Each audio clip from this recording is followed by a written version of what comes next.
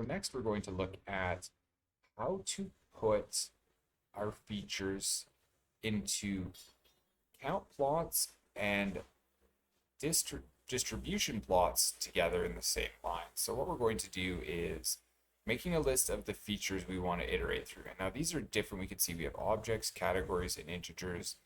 We really want integers to be histogram plots and categories to be a count plot. So what we're going to do is for features, so looking at this list up above, for features, so for mark, for model, in features. So it's going to go through the list and iterate through each one of these variables.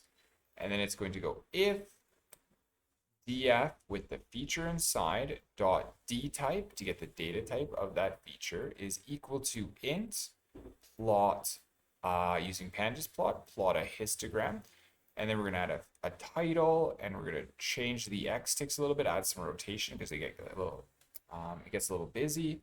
And then if we want to do, so if it's not an integer, we'll go else if data frame with the feature dot d type is equal to category, then do a count plot. So it's not going to do the objects. We're kind of ignoring the object features and just going to make sure we run this first cell right here.